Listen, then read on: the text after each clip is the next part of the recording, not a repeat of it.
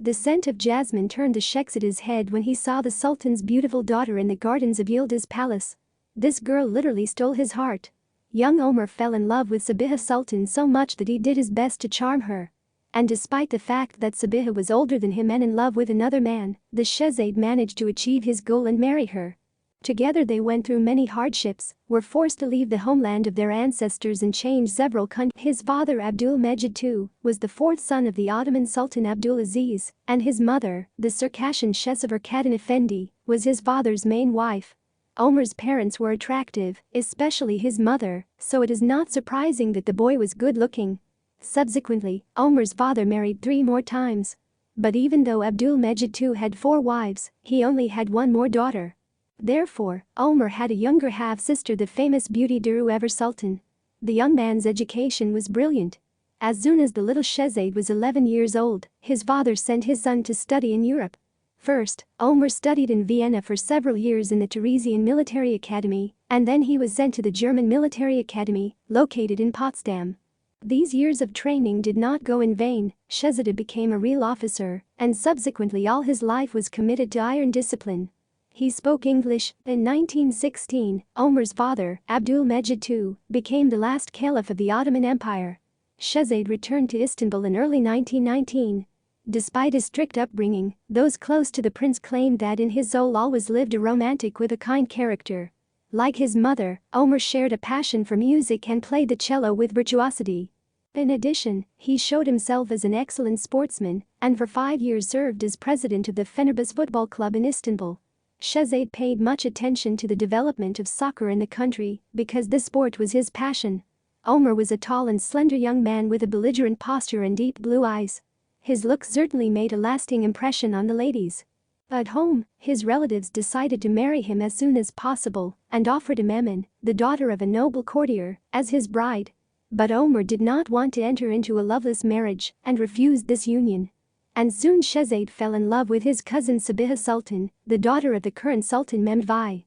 Sabiha was the Sultan's youngest daughter from his main wife Emin Nazikita Kadın Effendi, who was the daughter of an Abkhazian prince. Sabiha was considered a stunning beauty at court. That is why she had no shortage of suitors who dreamed of inbreeding with the Sultan himself. Many noble courtiers and famous military men made proposals to Sabiha, but were refused either by the Sultan or the bride. Curiously, one of the grooms was even Mustafa Kemal Ataturk, the future first president of Turkey, but he too was refused. And while the proud father was going through the grooms for his daughter, the years went by. Until suddenly Sabiha, with all the fervor of her youth, fell in love with her cousin, the vicious Sami Bey. He was attractive and had the reputation of a consummate ladies' man. True, he was already 39 years old, had been married for a long time and had children. Sami Bey, spinning countless romances in his hands, enjoyed the company of both noble ladies and modest maids. His life was saturated with scandalous intrigues into which he was constantly caught. Possessing unrivaled charm, Sami Bey began secretly courting the beautiful daughter of the Sultan. Through ambassadors, he sent her letters of passion and organized secret dates in a secluded garden. Soon the tender messages were unexpectedly discovered by Sabiha's mother and then by the Sultan himself. Mehmed V became enraged when he learned of Sami Bey's attempts to win the favor of the naive Sabiha. This was not at all the noble man he had dreamed of for his daughter. Despite Sabiha's pleas and her desire to marry Sami Bey, the Sultan remained adamant. Besides, he did not want his daughter to become a secondary wife in the marriage. The impertinent Sami Bey was banished from Istanbul, and for his daughter, they immediately began to actively search for a new groom. And then very timely Omer Farooq proposed to Sabiha. By this time he was very much in love with her, but the girl, of course, did not notice the shehzade. Sabiha's older married sister Ulviya Sultan decided to help her. She invited her sister and Shehzade Omer to her house. Ulviya left the couple alone for a while so that they could talk and get to know each other better. The older sister hoped that the young officer would quickly drive the unhappy love out of Sabiha's heart. And unsurprisingly enough, that's exactly what happened. Soon the amorous Sabiha was attracted to the reserved and educated Shehzade. As the young couple's affair quickly became a success, Ulviya hastened to tell her father about it. And Mehmed V graciously gave his consent to the marriage. Although initially the Sultan did not consider the union with Omer Farooq, as he believed that the couple is too close kinship. The kinsman did not put the matter on hold, and in December 1919 the couple was engaged. In the spring of 1920, a lavish wedding was held at the palace. At that time, the groom was 22 years old and the bride was 26 years old. On this special day, Sabiha appeared before the altar, dressed in an exquisite white dress, corresponding to the latest European fashion. On the head of the Sultan's daughter glittered a diamond tiara with a feather, and her image was completed by a long veil. In accordance with the palace tradition, gold coins were scattered in the streets. The hand-in-hand ceremony began. This ceremony is an old tradition and is only performed at the weddings of sultanesses. The bride sits on a couch and waits for the groom to appear. The groom, accompanied by the eldest in the harem, enters the room where the bride is sitting. The groom delicately asks the bride to rise, but the bride sometimes did not rise and had to beg her. Sabiha Sultan, sitting on the couch, waited. Finally, Farooq Effendi, solemnly approaching the bride, asked her to stand up and take him under her arm. Sabiha Sultan, not forcing her future husband to beg for a long time, takes him under her arm. They left the room together and went to the upper floor of the palace. Here they sat on a beautiful throne. All the guests, approaching the throne, took turns congratulating the bride and groom and praying for them. From the memoirs of Layla, the court lady of Sabiha's mother, Layla Achba, memories of a Circassian princess, the happy Memvi, gift to the newlyweds with a palace in Nishantashi, where they settled down. The marriage turned out to be prosperous, and Sabiha fell in love with her husband. The young couple lived for many years in harmony and agreement. A year after the wedding, Sabiha had a daughter, who was named Nizlisha Sultan. This name was the last one entered in the book of the Ottoman dynasty, making her officially the last Ottoman princess. Meanwhile, the country was in serious turmoil. The great Ottoman Empire ceased to exist and was replaced by the Republic of Turkey. The Ottoman Sultanate was abolished in 1922, and in the fall of the same year Sabiha's father, Sultan Memvi, left the country. For 2 more years Sabiha and her husband lived in Turkey under the care of her father-in-law. In 1923, the couple had a second daughter. Soon there was a decree, according to which all descendants of the Ottomans had to immediately leave Turkey.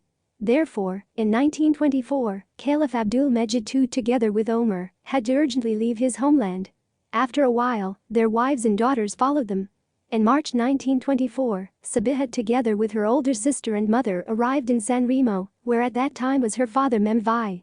Leaving Italy, Sabiha and her daughters went to her father-in-law and husband in Switzerland. Later, this large family moved to France, where they lived in Nice for many years. The family lost all their fortune, so they lived in great need. It was there that Omer and Sabiha had a third daughter. All the girls received a good education in France. The daughters of the Shehzadeh were good-looking, which allowed Omer to marry them off successfully. After a few years, the Shehzadeh and his family moved to Egypt in 1938. Sabiha's sister, Alvia Sultan, was already living there. In Cairo, Omer organized weddings of his daughters, marrying them to prominent and rich grooms, representatives of the ruling Egyptian dynasty princes. Omer's eldest daughter, Nizlisha Sultan, married the first son of the last Khedive of Egypt. Initially, young Nizlisha was somewhat averse to the idea of marrying a prince who was considerably older than she was. She refused Muhammad Abdul's proposal, which led to a serious disagreement with her father, who insisted on this dynastic union. Eventually, in 1940, the daughter was forced to submit to her father's will and marry. However, her relationship with her father remained strained long after this event. Having successfully married all his daughters and improved his financial situation, the Shehzadeh was very satisfied. But his relationship with his beloved wife deteriorated. Quarrels and misunderstanding between the spouses became more and more frequent. And there was a simple explanation for all this. The fact that Omer fell in love with young Marisha Sultan, who was the daughter of one of the many Ottoman Shehzadeh and was Omer's great niece. The couple began a secret affair. Omer was so much attracted to a bright woman that he decided to divorce his wife, with whom he lived in marriage for 28 years. Sabiha severely suffered the treason of her husband, stopped communicating with her cheating spouse. Curiously, all 3 daughters amicably supported their mother, also stopping talking to their father. But all this did not embarrass Omer, and in 1948 he divorced. Not even 4 months later, Omer happily married Marisha. At the time of the wedding, the bride was 32 years old and the groom was 50. Only after a couple of years, Omer managed to establish relations with his daughters and even convinced them to start communicating with his second wife. But the princesses still treated coldly to Marisha Sultan, perceiving her as a divorcee who broke up the parental family. Shehzadeh's second marriage was unsuccessful, the couple did not get along well and often conflicted. After 11 years, they divorced in 1959. After the second divorce, a disappointed and aged Omer told his friends, "I divorced the most beautiful woman in the world to marry the ugliest." Fate. From Murad Ardaksi's book Nesliha, The Last Ottoman Princess. From his 3 daughters, Omer had 5 grandchildren. Alas, the Shehzadeh was never able to return to his homeland. He passed away in 1969 in Cairo. He was 71 years old. His first wife survived him for a short time. Sabiha Sultan died in 1971 in Turkey.